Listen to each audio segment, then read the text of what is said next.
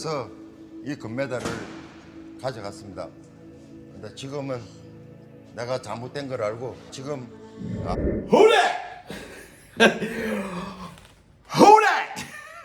Listen, man, you guys know it's day one, okay? Nothing like day one for the NFL football. All right, da-da-da-da-da-da. I'm ready. I'm ready for my football. I'm gonna watch some football here in my den, where I'm starting to watch most of my sports. I was doing it, watching the sports in the theater room, but I think I'm gonna do it because I have the bar over there. I have my cigars over here. We're gonna watch some football, okay? For my fantasy football team, I have Dak going tonight. I have another fantasy football team. I'm trying to think. For the one in the war room, who do I have going? I don't think I have anyone going tonight. But for the big league I have going on, I have Dak going tonight. Let's see what Dak does tonight. Okay, so the big news right now is Errol the Truth Spence.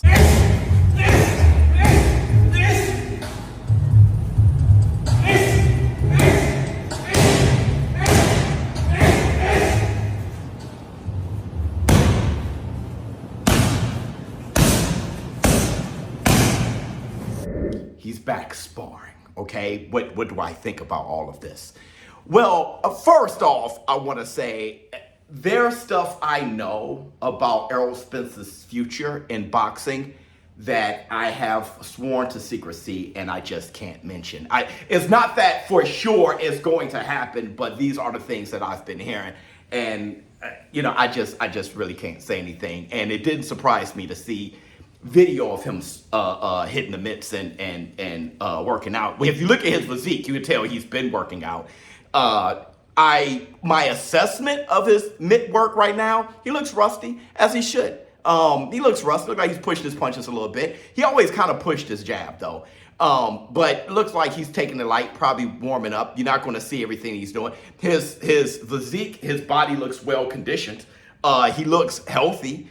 Right? I'm happy he took some time off after Terence Crawford. That shit was crazy. I mean, he had the accident, then he came back and fought Danny Swift Garcia. Then he was gone for a while. He fought Ugas. I think he had like another accident. Then he had a detached retina when he was going to fight Manny Pacquiao. And then fought Terence Crawford and that shit. So really, he should have taken some time off, not just to reassess what he's going to do in his career, but to also get some rest.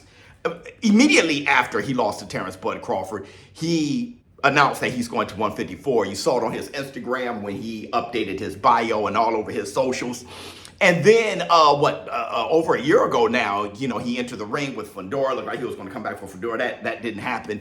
But Errol the True Spence isn't the only one coming back. Jermall Charlo coming back, making 154 look super lit. And you can't help but to think about what's going to happen next week with Terence Bud Crawford facing Saul Canelo Alvarez. Win, lose, or draw, what does he do? There's so much smoke at 154. Really, I still think, I love the fight with him and Canelo. It's big for boxing. It's a big deal. I just really think that's where he should have been. There's so much smoke there. Now, Ennis has moved up to 154. So you got Ennis, you got Vergil Ortiz, you got Fundora. He's fighting Keith one time, right? October 25th. You got, all those boys. Lubin, you just got all these guys, him, Zoo, and Murtazaliev. You got all these guys, and Errol Spence coming back. You have Jermall Charlo calling Errol Spence out, right, with the fish in the lion's mouth and all that shit, and Bud Crawford. I mean, it just would make 154 so super lit. And if you look at Bud Crawford and how his physique looks and everything, it looks like he's going to fight where he feels comfortable. Okay, I'm not sure if he's going to weigh in at 168. I'm not sure if he's even going to be close to 168 on the scale.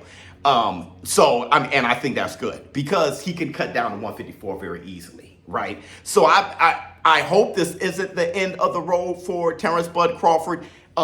Especially if he loses to Canelo. If he wins, I'm sure he's like, shit, there's so much more I can do. If he loses, he probably contemplated, hopefully he goes back down to 154 because all the smoke is there. And really with Errol Spence being there, you can't help but to think about the rematch. It's something that Errol Spence shouldn't just jump into. Errol Spence always says no tune-ups. It's like, brother, tune up.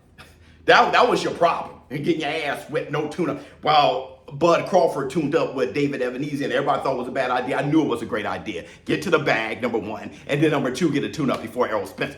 So there's no rust, but he was looking good in there.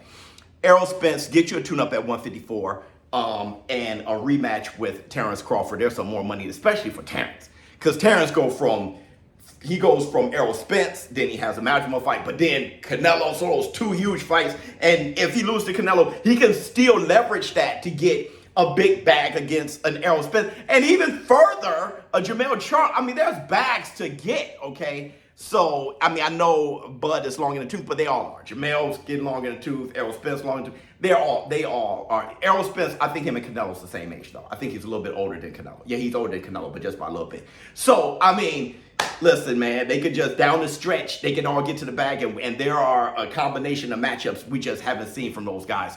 Are you happy about Errol Spence coming back possibly? You know, I'm worried. You can't help but to be worried about his condition and how he's going to be absorb punches. I know he may be even worried. I know his wife, his family's probably thinking, we're not sure. But when you look at Errol Spence's condition, I know even when he looks at himself, he's like, man, I can still do this shit. And it wasn't that long ago, like I said, with Fundora, where he's like, yo, I'm about to put his ass to sleep. When he faces you. Oh. So Errol Spence, he's still a dog. And if he comes back, I'm going to be front row, excited to see. Speaking of front row, I want to announce this. I won't be going to Fight Week for Canelo Alvarez and Terence Crawford next week. Me and my agent, we made a decision that the war room needs ShowBizz the Adult, and that we should all do this together. All right, place the bets on my bookie and call the fight from where we are comfortable. You seeing me call the fight here in a basement here, right downstairs, and it just feels like a war room fight.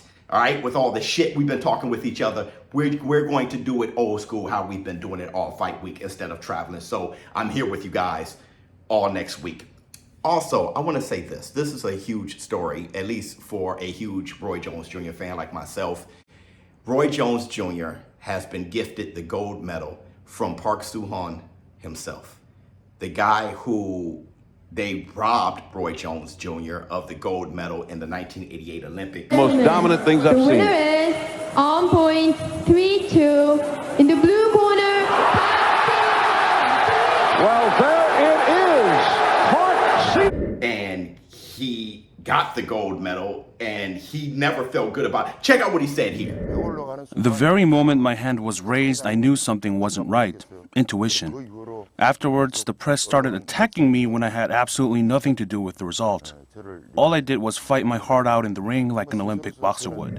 And it's his dream, actually. It's been his dream to put that gold medal around Roy Jones Jr.'s neck. 당신의 목에 진짜 나의 금메달을 걸어주고 싶습니다. 꼭 이렇게 우리가 지금 코로나 때문에 못 만나지만 그래 만날 기회가. Bro, and for him to do that, Roy Jones Jr. tears up, and he got his gold medal, right? We all know he won. We all know he won. Everyone know he was robbed horribly, okay? But the principle, though, was never just enough for him to have the actual gold medal off of the neck of Park Soo-hyun and given to him is just, yo, man, finally. I mean, this is breaking news. This is very important stuff, okay? And if you're a huge Roy Jones Jr. fan, I saw the 1988 Olympics when it happened. I remember my middle brother said, they robbed him! And that's when I was actually coming. I didn't see the fight. I saw at the very end. I was running downstairs like, what? And that's when I became a huge Roy Jones Jr. fan. So, shout out to Park Soo-hyun, and he said himself that he had nothing to do with Roy getting robbed. He had nothing to do with it. So, I mean, I never saw him as the villain. But this is just a remarkable story, a beautiful, quote-unquote, ending to that whole saga. And it kind of pushed his entire career. Roy Jones Jr. was talking about never fighting again after that. Yeah, it could, because I don't know if I can go through much more of that. It's not the first time that's happened to me. So shit, if I keep boxing, I won't be the last. So I think I'll go back, and that'll probably be the last for boxing. So it just really was a motivation for us. So even when he got disqualified against Montel Griffin, the referee disqualifies the red corner. He came back and knocked him out in the first round, and he even mentioned the Olympics. Then he was like, man, they did me like they did the Olympics. I mean, they want to disqualify me to take my title, that's fine. No, I can deal with it. I got stole, gold medal got stolen from me, I don't mind. No. Up until the... So, I mean, dude, listen, that has always been a thing. And for Roy Jones himself in the head, I know what you were thinking. Yo, yo, that shit. When Roy hit, because we don't feel that Roy has a chin anymore. Now, not to be joking, but when he hit himself in the head, I'm like, brother, don't go night-night. No, it's a joke. All right, man, let me watch the NFL. Thank you guys for watching the video. Please jump in the chat and let me know how you feel about Errol Spence's comeback. Are you excited about it? And let me know how you feel about Roy Jones Jr. finally getting his gold medal. ShowBizz adult. I'm out.